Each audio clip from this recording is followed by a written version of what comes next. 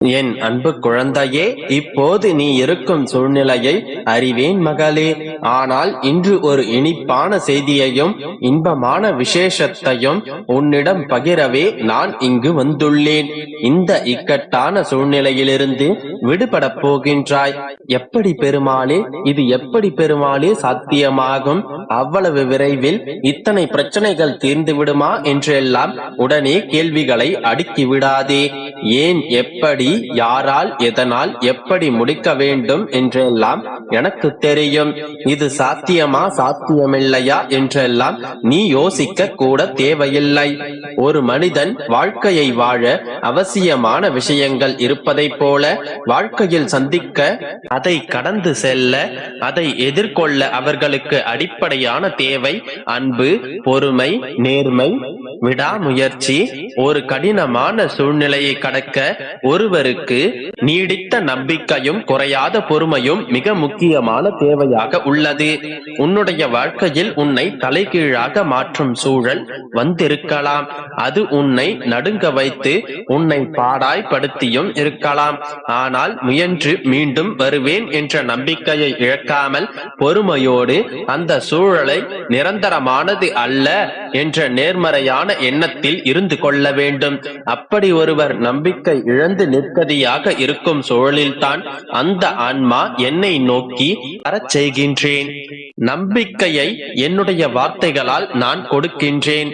அதை அவருடைய மனதில் பதிய, அவர் மனம் ஆனந்தமடைய சிறு சிறு லீலைகளை நடத்தி நான் அவர்களின் வாழ்க்கையை நம்பிக்கை எனும் விதையாய் வளர வைக்கின்றேன்.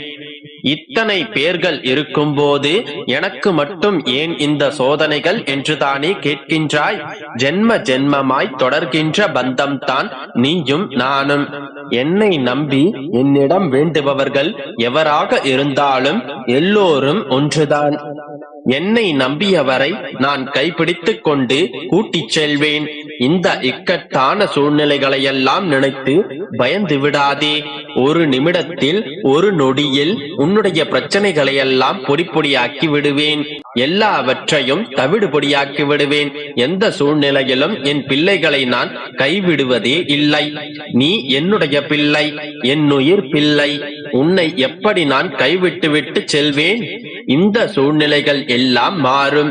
எல்லாமே உன்னுடைய கண்முன்னே இல்லாமல் போகும். எல்லா துன்பங்களும் கரைந்து போகும். உன்னுடைய கவலைகளை எல்லாம் காணாமல் போகும். நீ எதிர்பார்த்த நிகழ்வுகளும் நிச்சயம் நிகழும். எப்பொழுதும் பயந்து கொண்டே இருக்காமல் என்னுடைய நாமத்தை உச்சரிப்பவர்களை காப்பது என்னுடைய கடமையாகும். குழந்தையே, உன்னுடைய வாழ்க்கையில் நீ முழுமையான கவனத்தை செலுத்து. உன்னை சுற்றி உள்ளவர்கள் திடீரென்று தாழும் போதும், விழும் போதும், அழும் போதும் அது அவர்களுடைய கர்மாவினால் வந்தது என்பதை உணர்ந்து அமைதியாக இரு. அதை பார்த்து நீ பயப்படுகின்றாய். நான் எதுவரை உன்னுடைய அசைக்க முடியாத நம்பிக்கையாக இருக்கின்றேனோ அதுவரை உனக்கு எந்த தீங்கும் வராது. மகளே, இந்த மங்களம் பொங்கும் நன்னாளில் நிறைவாகவே கூறுகின்றேன். உனக்கான வாழ்க்கையை நீ நிச்சயம் வாழ்வாய். நீ எதிர்பார்த்து காத்திருந்த உன்னுடைய மனம் குளிரும் குறைகள் இல்லாத நிறைவான வாழ்க்கையை சர்வ நிச்சயமாய் நீ வாழத்தான் போகின்றாய். உன்னுடைய பிரச்சனைகள், கஷ்டங்கள் எல்லாம் பனி போல் விலகிச் செல்லும்.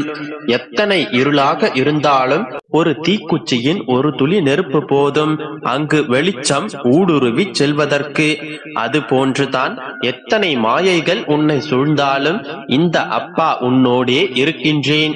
இந்த நல்ல நாளில் நான் கொடுக்கும் வாக்கும் நிச்சயம் நடக்கும். நம்பிக்கையோடு இரு, நல்லதே நடக்கும்.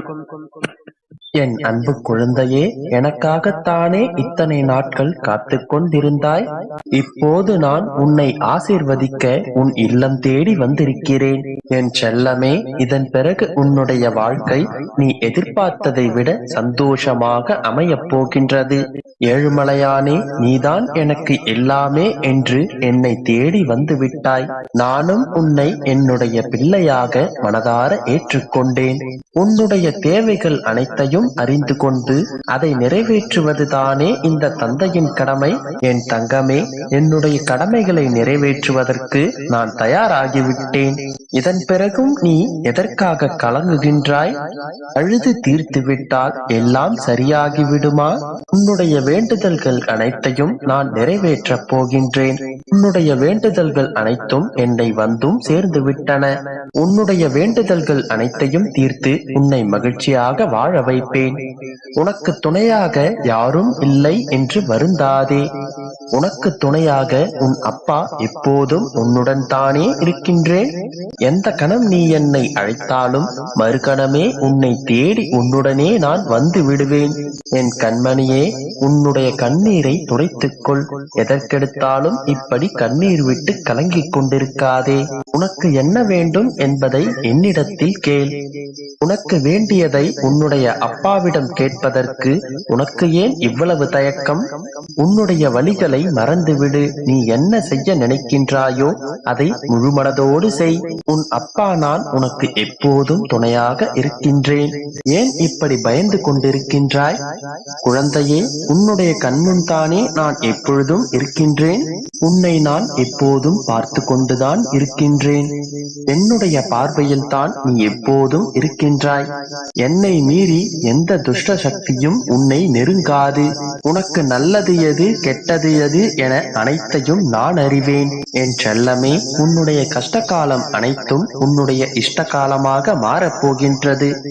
வேதனையையும் சோதனையையும் மாறி மாறி அனுபவித்து உன்னுடைய மனம் வேதனையடைந்திருக்கின்றதல்லவா? இனி என்னுடைய ஆசீர்வாதத்தாலும் என்னுடைய அன்பாலும் உன்னுடைய மனம் குளிரப் போகின்றது. இதன் பிறகு உன்னை கஷ்டப்படுத்திய துஷ்ட சக்திகள் உன்னுடைய கனவிலும் வராது. என் குழந்தையே, உனக்கான மகிழ்ச்சியான செய்திகளை பல மடங்காக்கி உன்னை வந்து சேர வைப்பேன். உனக்கு தீங்கு செய்ய நினைக்கும் அத்தனை சக்திகளையும் வேரோடு அழித்து விடுவேன். இனி நீ எதற்காகவும் எதை நினைத்தும் கவலைப்பட வேண்டிய அவசியமில்லை. நான் எப்போதும் உனக்கு துணையாக உன்னுடனே இருப்பேன். எந்த சூழ்நிலையிலும் உன்னுடைய நிழலாகவே உனக்கு துணையாக எப்போதும் நான் இருக்கின்றேன். உன்னை நான் என்றும் கைவிட மாட்டேன். ஒரு கணமும் உன்னை விட்டு நீங்கவும் மாட்டேன். உனக்கான மகிழ்ச்சியான வாழ்க்கையை நிச்சயம் நான் உனக்கு உருவாக்கி தருவேன். உன்னுடைய வேண்டுதல்கள் அனைத்தையும் இந்த மாதத்தின் முடிவதற்குள் உனக்கு நான் நிறைவேற்றி கொடுப்பேன்.